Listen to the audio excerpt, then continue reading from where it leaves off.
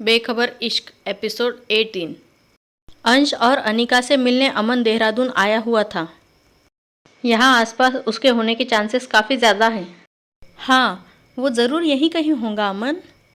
फिर हमें उसे जल्द पकड़ना होगा। वो इस इलाके में इलीगल तरीके से आया है। इस बार वो यहाँ से जिंदा बचकर नहीं जा पाएगा, लेकिन उस पर नज़र रखने के लिए हमें एक परमानेंट जगह चाहिए। यहाँ किसी के पास घर में एक कमरा ले लेता हूँ, जिससे कि हर गतिविधि पर मेरी नज़र हो। तुम दोनों भी आसपास के घरों में ही ठिकाने की तलाश कर लो, एक नए पहचान के साथ। ठीक है अमन, चलो हम यहाँ आसपास में घर ढूंढते हैं। मुझे पता है तुम्हें घर ढूंढने की इतनी जल्दी क्यों है। क्या मतलब? तुम उसी लड़की के घर जाना चाहते हो ना, जिसे उस दिन तुमने डराया था। तुम कब से मेरा मन पड़ने लगी? तुम्हारी बहन हूँ, इतना तो तुम्हें जानती ही हूँ। लेकिन जब वो उस घर के पास पहुँचे तो वहाँ अमन पहले से ही मौजूद था। लगता है तुमने आने में देर कर दी। अरे यार, ये अमन तो हमसे भी ज़्यादा तेज़ निकला। कोई बात नहीं, कहीं और घर देख लेंगे। अब चलो भी। आप कौन हैं? क्या काम है? मैं अर्जुन रावत, फॉरेस्ट डिपार्टमेंट में एक अफसर हूँ। तो हम आपकी मदद कैसे कर सकते हैं? मैं इस शहर में नया आया हूँ। एक बेहद खतरनाक आदमखोर भेड़िए ने यहाँ आसपास के कुछ कस्बों में उत्पात मचाया हुआ है।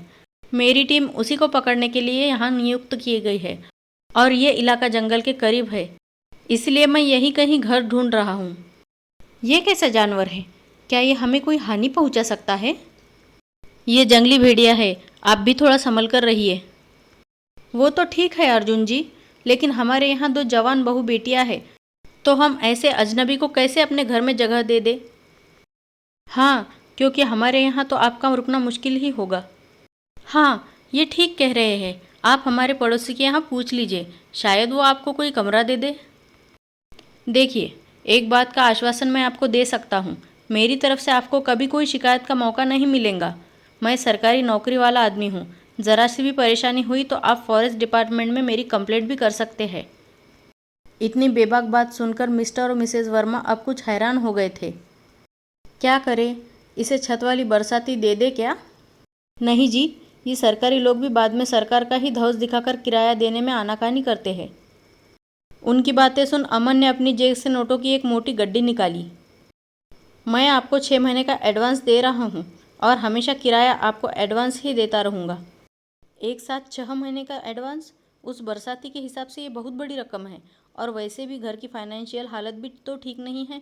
मुझे इसे हाँ बोल देना चाहिए। ठीक है, क्योंकि आप इतना बोल रहे हैं, इसलिए मैं आपको ऊपर छत वाली बरसाती देने के लिए तैयार हूँ। पर सुनिए तो, तुमसे मैं बाद में बात करूँगा। मैंने फैसला कर लिया है। अब जाओ, इनके लिए 1 कप गर्म चाय लेकर आओ। नहीं शुक्रिया, आप कोई तकलीफ़ मत लीजिएगा। मैं सारा खाना पीना अपने ऑफिस से ही किया करूँगा। आप लोगों को इसके लिए परेशान नहीं होना होगा। ठीक है, चलिए मैं आपको कमरा दिखा देता हूँ। कुछ देर बाद अमन कमरे में ही आराम कर रहा था, तभी अंश वहाँ आता है। तो तुम्हें ये घर मिल ही गया? हाँ, इसमें कौन सी बड़ी बात है? कुछ नहीं, मैं ऐसे ही बोल रहा था। मैंने भी पास ही में एक रूम ले लिया है। और अनिका? उसे अपनी प्यास बुझाने शिकार करने जंगल में जाना पड़ा। वैसे अमन, तुमसे एक बात पूछूं? बुरा तो नहीं मानोगे? क्या बात है, बताओ। आरोही के जाने के बाद तुमने अपने आप को कितनी मुश्किल से संभाला है, वो मैं जानता हूँ। तो अगर ये बात तुम्हारे बस में होती तो क्या तुम उसे वैम्पायर नहीं बनाना चाहते? उससे तुम दोनों के बीच की सारी दूरियां भी मिट जाती। अंश की बात सुनकर अमन मुस्कुराने लगा। मैं इतना मतलबी नहीं हो सकता। उसका प्यार पाने के लिए उसके साथ ये ज़बरदस्ती करूँ? मैं आज भी उससे सच्चा प्यार करता हूँ, और हमेशा करता रहूँगा, भले ही वो मेरे नसीब में ना हो। शायद तुम ठीक कह रहे हो। अब मैं चलता हूँ, कल की तैयारी भी करनी है। अंश जानबूझकर अमन के कमरे से निकल आया था, जिससे कि अमन उसके मन की बात ना पढ़ सके। मैं अमन जितना स्ट्रांग नहीं हूँ।